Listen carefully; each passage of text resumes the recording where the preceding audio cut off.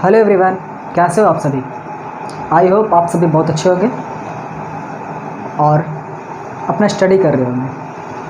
तो दोस्तों, हम लोगों ने स्टार्ट किया था वाक्य विचार को, जिसमें हम लोगों ने वाक्य का परिभाषा को देखा है और उसका क्लासिफिकेशन किया था। क्लासिफिकेशन हम लोगों ने यानी वर्गीकरण दो आधार पर किया था, एक रचना के आधार पर और दूसरा था अर्थ के आधार पर। ठीक है, तो आज हम लोग पढ़ने वाले हैं रचना के आधार पर वाक्य के भेद, ठीक है, या फिर वाक्य के प्रकार। ठीक है, रचना मतलब क्या? वाक्य को बनाना। वाक्य को जिस आधार पे बनाएंगे, ठीक है, कोई वाक्य जो होगा बहुत आसान होगा, कोई वाक्य होगा जो दो तीन वाक्यों को मिला के बना होगा, ठीक है, कोई वाक्य होगा जिसमें एक साइड मतलब एक तरफ का जो होगा माने मतलब कि बताएगा लेकिन पूरा पूरा अर्थ नहीं निकालेगा, जिसका हेल्प करेगा अगला आने वाला वाक्य। तो ऐसे हम लोग वाक्य को रचना के आधार पर डिस्कस करेंगे। ठीक है, तो आइए देखते हैं अपने इस टॉपिक को। क्या है? रचना के आधार पर वाक्य के भेद। रचना के आधार पर वाक्य के भेद तीन प्रकार के होते हैं। ठीक है, रचना के आधार पर वाक्य के तीन भेद होते हैं। फर्स्ट सरल वाक्य या फिर साधारण वाक्य। ठीक है, दूसरा है मिश्र वाक्य, तीसरा है संयुक्त वाक्य। अच्छा, इतना ही होता है। ठीक है, और ये आपके हर एग्जाम में आएगा। ठीक है, कि वाक्य रचना के आधार पर वाक्य के कितने भेद होते हैं। ठीक है, ऑप्शन में जो रहेंगे 3, 4, 8, 7, तो आप लोग 3 पे टिक करके आ जाओगे। ठीक है, एक नंबर मिल गया आपका। देखो, साधारण या सरल वाक्य, नाम से ही पता चल रहा है कि साधारण वाक्य मतलब बहुत ईजी होगा, है ना। साधारण चीज़ है भाई, साधारण चीज़ है ना। तो उसी तरह साधारण वाक्य या सरल वाक्य में होता है। डेफिनेशन है, जिस वाक्य में एक उद्देश्य और एक विधेय रहता है। उद्देश्य विधेय क्या होता है? उद्देश्य क्या होता है? जिसके बारे में बात करते हैं। और विधेय क्या होता है? उद्देश्य के बारे में जो कुछ बोला जाता है उसे हम लोग विधेय कहते हैं, है ना भाई। तो बोल रहा है जिस वाक्य में एक उद्देश्य और एक विधेय रहता है उसे हम लोग क्या कहते हैं? साधारण वाक्य कहते हैं। ठीक है, साधारण वाक्य में एक कर्ता, ठीक है, और क्रिया तो होता ही है। ठीक है, एक कर्ता और एक क्रिया कम से कम होगा साधारण वाक्य में। ठीक है, इतना होना चाहिए। जैसे मैं देखेंगे एग्जाम्पल से हम लोग समझते हैं। बिजली चमकती है, बिजली चमकती है। बिजली हो गया उद्देश्य है, और उद्देश्य का काम क्या हो रहा है? चमकने का। ये पूरा क्या हो गया? विधेय। ठीक है, एक उद्देश्य एक विधेय है। ठीक है, देखो ये सब्जेक्ट है मतलब कि करता है, और ये क्या है? चमकना क्रिया है। मेरा डेफिनेशन जो था उसके हिसाब से मैं इसे एक्सप्लेन करता हूँ। ठीक है, ये क्या है? साधारण वाक्य। मुकेश पढ़ता है। मुकेश उद्देश्य हो गया, किसकी बात हो रही है? मुकेश की, यानी मुकेश उद्देश्य हो गया। पढ़ता है, पढ़ता है, ये क्या हो गया? विधेय हो गया। ये क्या हो गया? विधेय हो गया। मुकेश के बारे में जो बोला जा रहा है उसे क्या बोलते हैं? विधेय कहते हैं। ठीक है, पढ़ना क्या है? क्रिया है, यानी मुकेश क्या है? कर्ता, और कर्ता काम क्या कर रहा है? पढ़ने का। क्रिया का मतलब क्या होता है? कोई काम, है ना, कोई काम जो काम किया जा रहा है उसे क्या बोलते हैं? क्रिया बोलते हैं। ठीक है, अगला है आपने भोजन किया। देखो, आपने भोजन किया, ये क्या है? उद्देश्य, और भोजन किया ये क्या है? विधेय। ठीक है, आपने भोजन किया, इसको क्या बोलेंगे? आपने भोजन किया। तो आपने जो क्या हो गया वो उद्देश्य हो गया, और भोजन किया क्या हो गया? विधेय हो गया। देखो, आपने जो है यहाँ पे कर्ता हो गया, दूसरा डेफिनेशन के सबसे। अब भोजन करना क्या हो गया? क्रिया हो गया। समझ में आई बात? साधारण वाक्य में क्या होगा? एक कर्ता एक क्रिया होगा। ठीक है, इतना याद रखना। छोटा सा डेफिनेशन नहीं पूछता, ठीक है, एग्जाम में वो पूछेगा, भेद पूछेगा, या फिर कोई वाक्य दे देगा, बोलेगा ये साधारण वाक्य मिश्र वाक्य क्या है, ऐसे पूछेगा। ओके, चलो आओ देखते हैं हम लोग। मिश्र वाक्य क्या होता है? मिश्र वाक्य क्या होता है? जिस वाक्य में एक मुख्य वाक्य हो और एक या एक से अधिक आश्रित उपवाक्य। क्या है? एक मुख्य वाक्य रहेगा, एक क्या रहेगा? एक मुख्य वाक्य रहेगा, और एक या एक से अधिक क्या रहेगा? आश्रित उपवाक्य रहेगा। उसे हम लोग क्या बोलेंगे?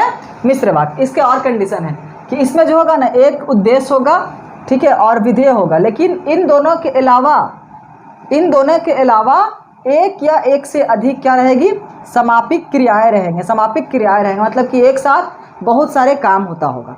ठीक है, एक साथ बहुत सारे काम होता होगा, उसे हम लोग क्या बोलते हैं? मिश्र वाक्य। ठीक है, मिश्र वाक्य में एक चीज़ और होता है कि मिश्र वाक्य का जो प्रधान वाक्य होता है, स्टार्टिंग वाला वाक्य होता है ना, स्टार्टिंग वाला वाक्य होता है वो उपवाक्य में होने, जो उपवाक्य मतलब उसके बाद जो आने वाला वाक्य होगा उसका घटना को बता देता है पहले। जैसे में देखते हैं हम लोग, जैसे में क्या है? जैसे देखो बोल रहा है यदि परिश्रम करोगे। क्या है? यदि परिश्रम करोगे तो सफल हो जाओगे। देखो यहाँ पे क्या है? एक मुख्य वाक्य है और दूसरा क्या है? आश्रित वाक्य है। भाई मुख्य वाक्य में क्या होता है? बोल रहा है एक मुख्य वाक्य होगा और दूसरा क्या होगा? आश्रित उपवाक्य होगा, मतलब आशा लगा करके होगा इसको। ठीक है, बोल रहा है यदि परिश्रम करोगे। हाँ भाई परिश्रम कर लीजिए, मैं परिश्रम कर लिया, मैं आशा लगाता हूँ, मैं परिश्रम कर लिया, मुझे कुछ चाहिए, है ना, मुझे कुछ चाहिए। तो यहाँ बोल रहा है यदि तुम परिश्रम करोगे तो सफल हो जाओगे। समझ में आया बात? यदि तुम परिश्रम करोगे तो सफल हो जाएगा। यानी पहला वाक्य जो है वो आश्रित उपवाक्य का काम को बताता है। ठीक है, यानी रिजल्ट क्या मिलेगा अगर तुम उस तरह का काम करोगे, ये बताना चाहता। ठीक है, बोल रहा मैं जानता हूँ, ये देखो मुख्य वाक्य कि आप मुझे पसंद करते हो। मैं जानता हूँ, अगला बोलेगा क्या जानता है भाई, मुझे समझ में नहीं आया। तुम क्या जानता है, मुझे समझ में नहीं आया। तो बोलेगा हाँ कि आप मुझे पसंद करते हैं। ठीक है, आप मुझे पसंद करते हैं, मैं जानता हूँ कि आप मुझे पसंद करते हैं। ठीक है, तो ये क्या हो गया हमारा, ये क्या हो गया बता तो, आश्रित उपवाक्य हो गया। ये क्या हो गया, मुख्य वाक्य, और ये क्या हो गया, आश्रित उपवाक्य। ठीक है, आश्रित उपवाक्य। ठीक है, समझ में आ रहा बात है ना। चलो देखते हैं संयुक्त वाक्य। संयुक्त वाक्य क्या होता है, देखो इसका डेफिनेशन से गौर से सुनोगे। ठीक है, ये थोड़ा सा लेने लगेगा लेकिन बड़ा इजी है। ठीक है, बड़ा इजी है। दो या दो से अधिक साधारण वाक्य, कितना बोल रहा, दो या दो से अधिक, कम से कम दो, ज़्यादा से ज़्यादा जितना भी। ठीक है, जब समान अधिकरण अव्यय पर किंतु या और इत्यादि से जुड़े होते हैं तो उसे क्या बोलते हैं, संयुक्त वाक्य। संयुक्त वाक्य में ना समान अधिकरण का प्रयोग होता है। समान अधिकरण का भी लेक्चर हम लोगों ने बना रखा है। समान अधिकरण क्या है, समान अधिकरण क्या है, शब्द विचार का एक भेद है, शब्द विचार का एक भेद है, शब्द विचार का एक पाठ है। ठीक है, उसका वीडियो भी हमारे प्लेलिस्ट में है। ठीक है, आप लोग जाकर के वहाँ से देख सकते हैं। ओके, और देखो बोल रहा है दो या दो से अधिक साधारण वाक्य जब समान अधिकरण अवयव से जुड़े होते हैं तो उसे हम लोग क्या बोलते हैं, संयुक्त वाक्य। संयुक्त का मतलब क्या होता है, सीधी सी बात, संयुक्त का मतलब होता है जुटना। संयुक्त का मतलब क्या होता है, जुटना, है ना। तो यानी दो या दो से ज़्यादा वाक्य रहेगा, उन दोनों को क्या करेंगे, किसी अवयव को, किसी शब्द को लेकर के जोड़ेंगे ना, तब पता चलेगा कि अच्छा भाई ऐसी बात है ना, तो उसको हम लोग क्या बोलते हैं, संयुक्त वाक्य। संयुक्त वाक्य, समझ में आ रही बात, क्लियर। आओ देखें, सीता गई और अनीता आई। देखो, और अनीता आई, और जो है वो क्या है, समान अधिकरण अवयव है, समान अधिकरण अवयव है। ठीक है, अगला है मैं मेहनत तो बहुत करता हूँ। क्या है, मैं मेहनत तो बहुत करता हूँ। देखो यहाँ से आता है, मैं मेहनत तो बहुत करता हूँ, ये एक वाक्य हो गया। ठीक है, पर फल नहीं पाता हूँ, पर फल नहीं पाता, ये दो वाक्यों को जोड़ रहा है ना। मैं मेहनत तो बहुत करता हूँ पर फल नहीं पाता। देखो ये दो साधारण वाक्य को जोड़ा है ना। अगर देखो, आज मुझे बहुत काम है, इसलिए मैं तुम्हारे पास नहीं आ पाऊंगा, इसलिए मैं तुम्हारे पास नहीं आ पाऊंगा। बोल रहा आज मुझे बहुत काम है इसलिए मैं तुम्हारे पास नहीं आ पाऊंगा। देखो यहाँ पे और, पर, इसलिए, और है ना, ये क्या है, ये सारे समान अधिकरण है। समान अधिकरण क्या करता है, सीधी सी बात है, दो वाक्यों को या दो शब्दों को आपस में जोड़ता है ना, आपस में क्या करता है, जोड़ता है। और यहाँ पे लिखा हुआ संयुक्त वाक्य। संयुक्त वाक्य का मतलब क्या होगा सर, संयुक्त वाक्य का मतलब होगा बाबू कि दो वाक्य या फिर दो या दो से अधिक वाक्य या उपवाक्य आपस में जुड़े होंगे। ठीक है, वो होगा हमारा संयुक्त वाक्य। संयुक्त वाक्य में समान अधिकरण रहेगा। संयुक्त वाक्य में क्या रहेगा, समान अधिकरण रहेगा। समझ आया बात, उसमें एक उद्देश्य या एक से ज़्यादा उद्देश्य होंगे। यानी दो वाक्य है तो दो उद्देश्य होंगे, तीन उद्देश्य होंगे। समझ में आ रहा बात, क्लियर। चलो अच्छी बात है।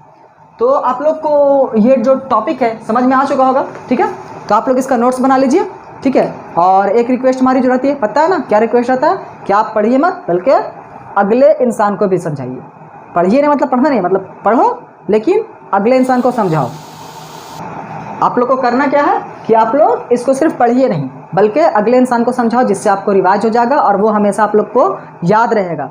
समझ में आ रही बात, वो हमेशा आप लोग को याद रहेगा। या फिर लिख करके क्या करना है, रिवाज करना है।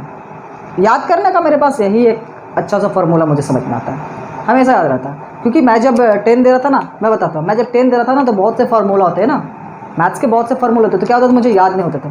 तो मैंने ना एक गाँव में था, तो गाँव से पढ़ा, तो वहाँ ना क्या हुआ कि एक दोस्त रहता था, सीनियर भाई रहते थे, तो वो उससे मैं बोला कि भाई मुझे ये सब याद नहीं हो रहा, एग्ज़ाम सामने आ रहा है, कैसे होगा, बिना फार्मूला का मैथ सॉल्व नहीं कर पाऊँगा। तो बोला देखो,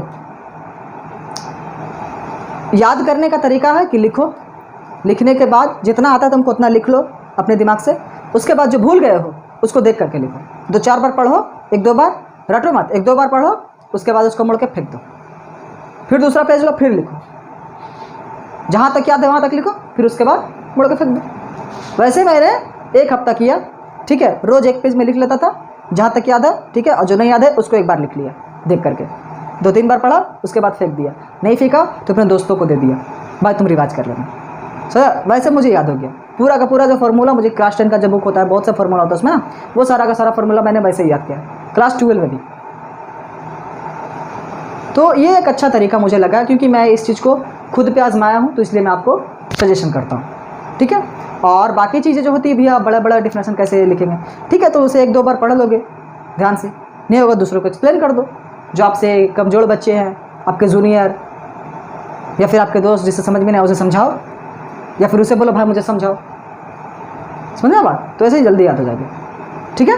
तो चलो दोस्तों, आज का हमारा वीडियो यहीं पे समाप्त होता है, और आने वाला वीडियो जो रहेगा अर्थ के आधार पर वाक्य के भेद, वो बहुत जल्द आप लोग को मिल जाएगा, तो आप लोग पढ़ते रहो। और आज का वीडियो यहीं पे समाप्त करता हूँ, ठीक है दोस्तों, चलो, थैंक यू सो मच, जय हिंद।